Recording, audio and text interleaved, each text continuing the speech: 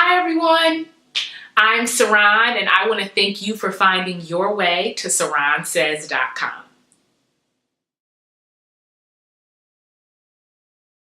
I don't know why I introduce myself at the beginning of every video. Like, you guys either know who I am by now or you don't know. So I guess that's why I remind you. But anyway, thank you for finding your way to this video. We are here today reading, reviewing, and resourcing Never Eat Alone by Keith Ferrazzi. So my first impression when I went to go pick up Never Eat Alone was that it was very large. As you can see, it's a very big book. So when I opened it, I love the intro of this book. The author talks first about how he does not come from a home where his parents made a lot of money. He doesn't come from a big city. He comes from a small farm in Western Pennsylvania, but how his drive to connect with other people led him to be one of the most famous connectors and networkers in the world.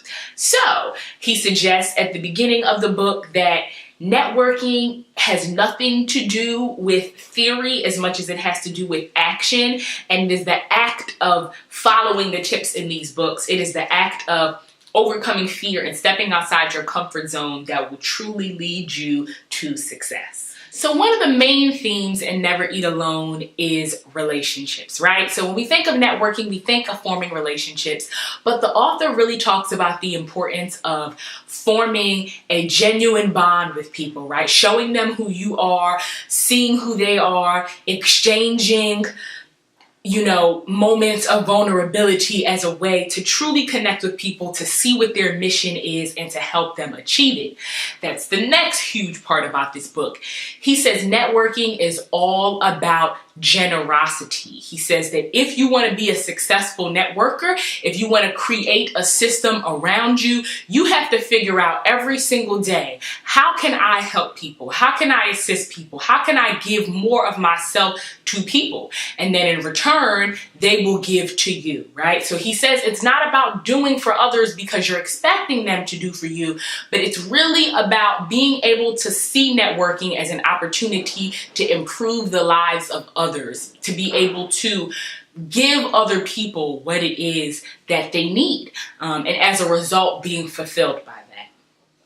He talks about creating a personal board of advisors, creating a team of people that will mentor you and help you. He talks about following up with people frequently, sending them articles that are related to their field, or a cartoon that you think they would laugh at, or a flyer for an event that they would be interested in going to, right? So show people that they are on your mind. Always send people things that you think that they would benefit from. And it doesn't have to be large, it can be very small, but that is a way to sustain and retain your relationships with people.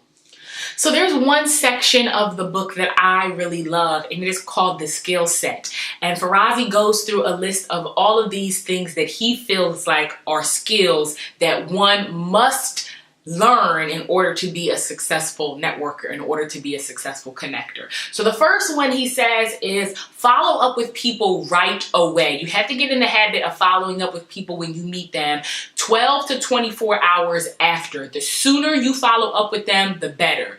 No follow up, no success, right? So follow up or fail. But he says a fast follow up is the key to successful networking. He also talks about the skills of research, how you need to research the person that you want to connect with. Figure out who it is that you want to connect with first. Figure out how they are doing in their business, what they do for their business, and how their business is going, how successful their business is right now. What are some of the challenges they're facing right now, so that when you meet that person that you feel like is the person you need to meet, you have all of this information that you can share with them, and it allows you to have very strong conversations with them. You don't have to worry about searching for the right thing to say because you have so much to talk about that they are already interested and invested in.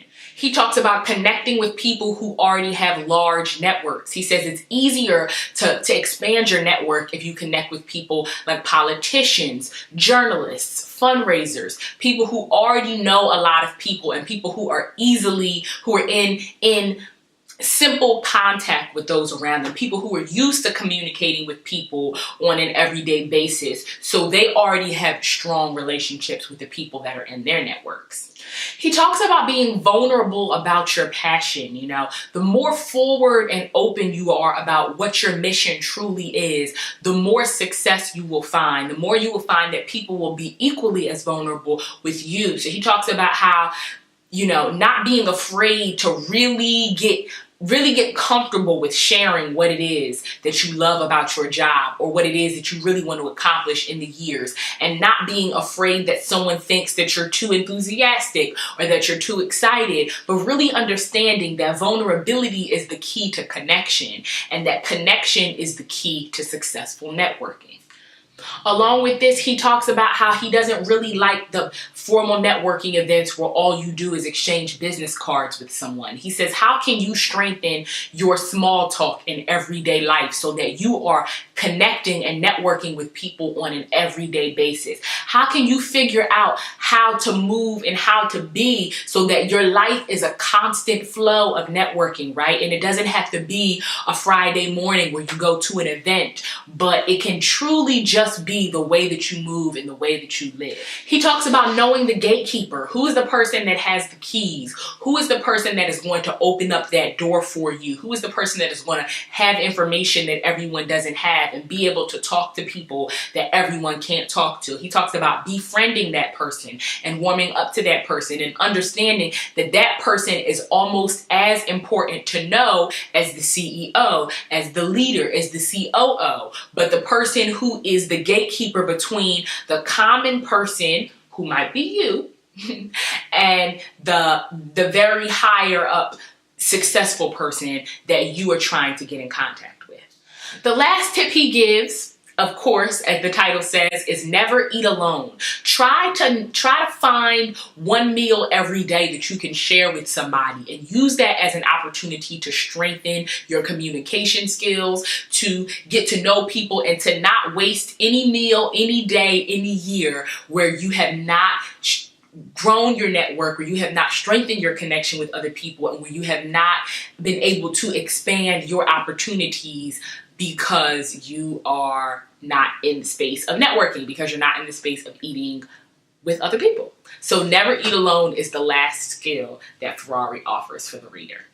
So the three things that I really walked away from after reading Never Eat Alone that I want you to understand as well is, the first, networking is a lifestyle. It's not just about, you know, stepping into a space of networking or doing it on Monday, Wednesdays, and Fridays. It's really about every day moving in a way that reflects that you truly want to connect with people, and that you're dedicated to the mission of providing people with your services, with your product, with your skills, whatever it is, and understanding that it's about the way you think, it's a mindset, and it's a body set, right? How can I throw myself into this and be in this, right? How can I move in a way that reflects that I'm committed to this mission?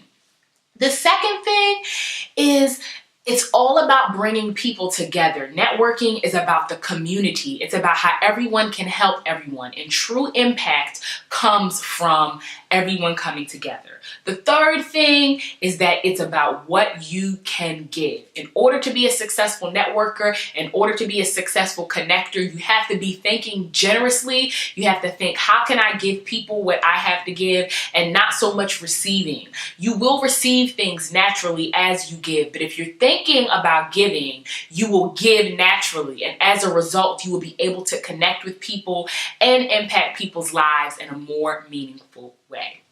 You can find Never Eat Alone at your local library, on Amazon, anywhere you can find a book, you can find Never Eat Alone. I challenge you, if you don't end up reading this book, what I really just want you to walk away from is living in a world where people are not necessarily thinking about other people, where people are very egocentric. People think about themselves all the time. The future of us being able to succeed in the workplace, outside of the workplace, is giving, is caring, is stopping enough to really have a meaningful conversation with somebody, right? Stopping enough to really look into somebody's eyes and see how you can help them. See what it is that they need. Maybe you can't help them, but you know somebody who can help them. And that is what networking is all about. That is what life is all about. I want to thank you for watching this review, and I will see you next time on SaronSays.com.